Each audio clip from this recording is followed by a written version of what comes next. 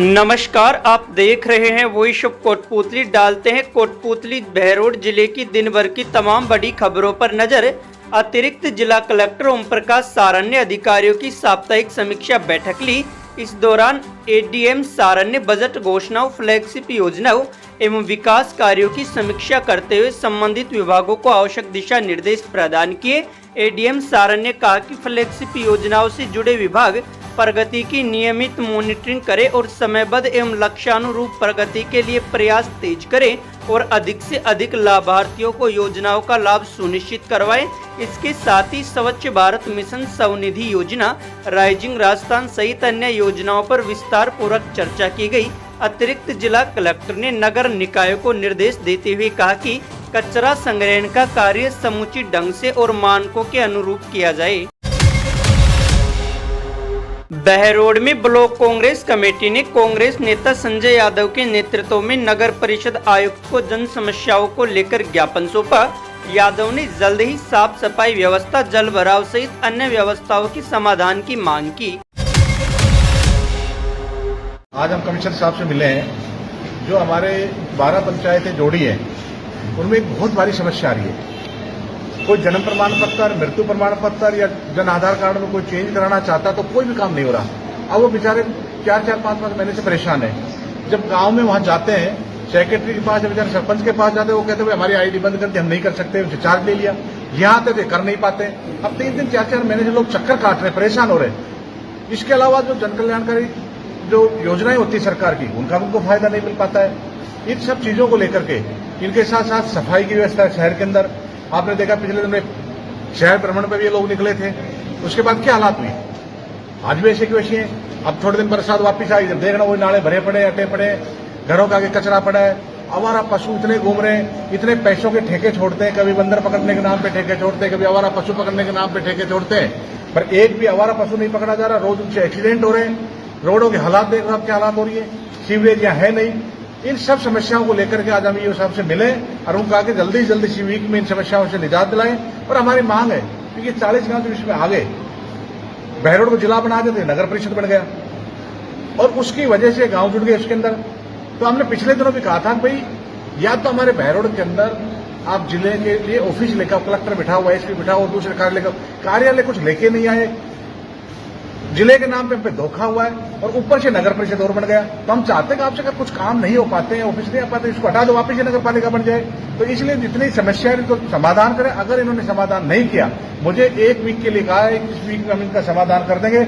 अगर इन्होंने अगले वीक में समाधान नहीं किया तो पूरी कांग्रेस पार्टी सड़कों पर उतरेगी, इनका घेराव करेंगे, इनके खिलाफ धरना प्रदर्शन करेंगे, पैदल। बानसूर थाना पुलिस ने शराब कारोबारी सुनील यादव की हत्या के मुख्य आरोपी कृष्ण पहलवान का आज कड़ी सुरक्षा व्यवस्था के बीच कस्बे के मुख्य बाजारों में जुलूस निकाला। आपको बता दें कि आरोपी ने शराब ठेकेदार की गोली मारकर हत्या करने की जिम्मेदारी लेते हुए सोशल मीडिया के माध्यम से पुलिस को खुली चेतावनी दी थी।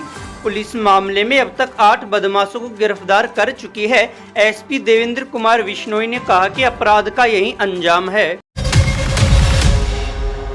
तो जैसा विदित है कि मेरे ज्वाइन करने के बाद और जो पुलिस मुख्यालय के निर्देश हैं, उन निर्देशों की पालना में सो कॉल्ड जो क्रिमिनल गैंग्स हैं या जो आपके एक्सटॉर्शन गैंग्स हैं, क्रिमिनल किसी तरह का भी है जो खासतौर से धमकाने और इस तरह के काम करते हैं, तो उनके खिलाफ हमारी 0 टॉलरेंस की पॉलिसी है और पूरी टीम को इस बारे में एक्टिवेट किया हुआ है।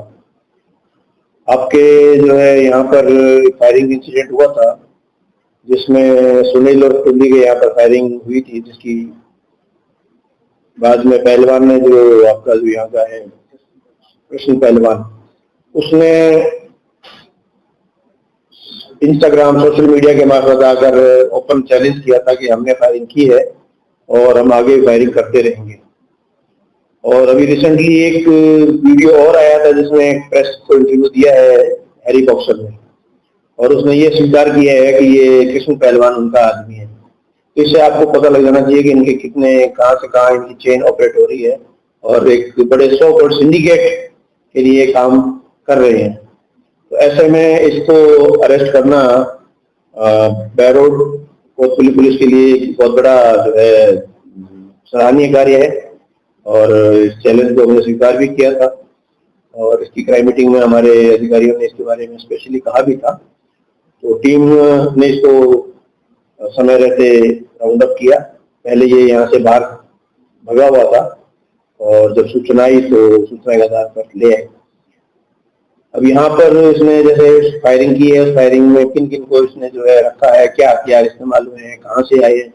जैसा कि हैरी बॉक्सर ने अपने स्टेटमेंट में कहा है कि हमने इतने लाख रुपए उसके अकाउंट में डाले, वो अकाउंट में किसके डले, किस चीज के लिए डले, उसका ट्रांजेक्शन किस किस को हुआ और उससे क्या कुछ परचेज किया गया। ये पूरी कंप्लीट जो उसकी चेन है, उस चेन को हम चाहेंगे वर्कआउट हो और जो जो इसमें इन्वॉल्व हैं, चाहे कोई भी हो, उन सबको हम बिल्कुल राउंड अप करेंगे और बिल्कुल इस मामले में 1% भी बदमाश आदमी, हमारा ये मानना है कि बच नहीं पाए। देखिए, हथियारों की आपूर्ति के कई तरीके हैं। जैसा कि आपको पता है कि पंजाब बॉर्डर जो है, पाकिस्तान बॉर्डर जो है, वहां पर आजकल ड्रोन से हथियार फेंके जा रहे हैं। नेपाल के बॉर्डर के जरिए भी आ रहे हैं, स्मगलिंग के जरिए भी आ रहे हैं, बांग्लादेश की तरफ से भी, नॉर्थ ईस्ट की तरफ से भी हथियार आ रहे हैं। तो हथियारों का आना जो है इसमें एक अलग विषय है, लेकिन चूंकि हमारा बॉर्डर कई जगह जमीन से लगता है, पानी से भी आता है, स्मगलिंग कई जगह से हो सकती है, तो कहीं ना कहीं से स्मगल किए जा सकते हैं। तो मेरा ये मानना है कि कहीं ना कहीं से ये गैंग्स ने इनको ऑपरेट करने के लिए, खास तौर से मेरा ये मानना है कि नेपाल एक बहुत ईजी जरिया है जहाँ से बाय लैंड आराम से, क्योंकि अपना बॉर्डर खुला है और रोक टोक भी नहीं है और क्योंकि हमारा मित्र देश है, तो वहां से भी इजिली लाया जा सकता है। ये तो विषय है जांच का कि इनको कहाँ से मिला और किसने इनको मुहैया करवाया, तो उस पे हम ज्यादा फोकस करेंगे। तो क्या अभी कुछ और मामले बताया है? अभी देखते हैं, क्योंकि इसने जैसे ये फायरिंग की थी, फायरिंग के लिए आगे उसको टारगेट दिया गया था, क्योंकि जैसा हमारे पास एक ऑडियो है, उस ऑडियो में यह था कि बानसूर में कोई वारदात करनी थी।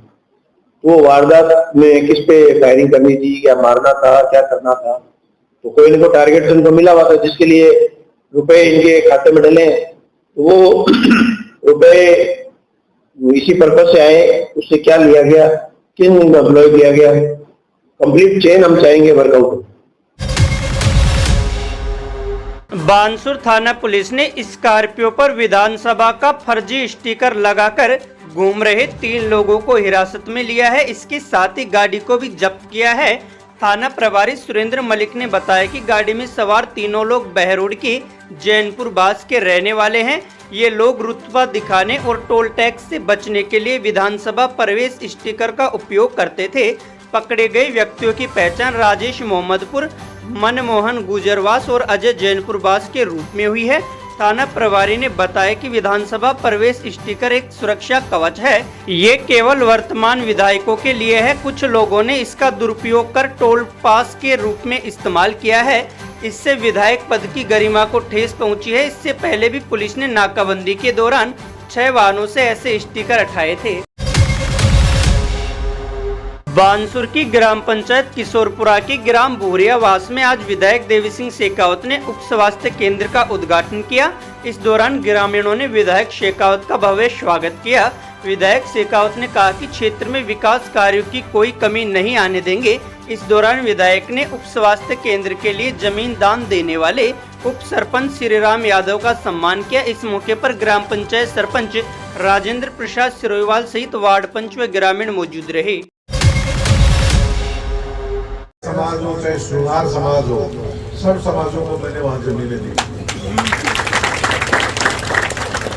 आज भी मेरा जो 1.5 साल का कार्यकाल है, ये जो कार्य हम कर रहे हैं, ये आपको अगले साल तक आपको ये दिखने लगेगा कि यहाँ हमारे बानसूर का कितना विकास हो गया। तो आपको निराश होने की जरूरत नहीं है, बहुत तेजी से काम करेंगे और पहले जो काम हुए हैं उनसे ज्यादा स्पीड से काम करेंगे। तो आपने मुझे बुलाकर इतना सम्मान दिया। लंबे समय से यहाँ का टाइम सेट नहीं हो पा रहा था और आज भी टाइम ये कल का कह रहे थे, कल किसी भी हालत में मैं यहाँ नहीं था, क्योंकि आज ही मेरे को 2 बजे पहुँचना था, एक यही गुजरा मेरे को, तो मैं बहुत लेट हो चुका हूँ ऑलरेडी। और हर सोरा आपने 9 करोड़ रुपए स्वीकृत कराए पहले बजट में, और दूसरे बजट में हरसोरा से शिकारी होकर किशोर, शिकारी होकर भूरियावास, किशोरपुरा और बामणवास तक ये 11 किलोमीटर की जो सड़क है, इसके लिए आपके 14 करोड़ रुपए स्वीकृत कराए। बाकी मैं स्वयं भी किसान परिवार से, आप मान सकते हो किसान ही है हम लोग भी, वो अपने जमीन है और भगवान की दया है, तो मुझे पता है कि किसानों के लिए जमीन का, किसानों के लिए रास्ते का, किसानों के लिए बिजली का और किसानों के, ग्रामीणों के आबादी के लिए पानी का कितना महत्व है। अभी 1.5 साल हमारी सरकार आई हुई है, किसानों को लगभग दिन में बिजली किसानों को मिल रही है। इसके अलावा सिंगल फेज की बिजली कंटिन्यू आने लग गई है। हमारे अधिकारी कर्मचारी सारे अच्छे से काम करते हैं और इस क्षेत्र से जुड़े हुए हैं। आप सब लोगों की समस्याओं का ध्यान रखते हैं, ये सारे काम कर देंगे।